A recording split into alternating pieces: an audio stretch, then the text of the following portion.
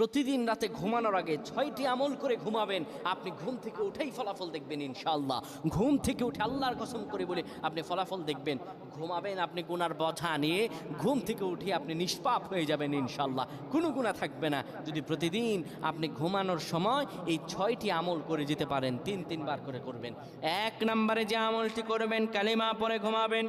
2 নম্বরে দুরূদ শরীফ পড়ে ঘুমালে মৃত্যুর পর দুরূদ শরীফ হবে তার জন্য সুপারিশকারী। দুরূদ শরীফ পড়ে ঘুমাবেন, দুরূদ শরীফ পড়বেন।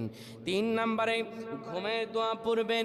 ঘুমের দোয়া পড়ে যদি ঘুমাতে পারেন, সারা রাত ইবাদত করার সওয়াব আল্লাহ আমলনামায় দিয়ে দিবেন।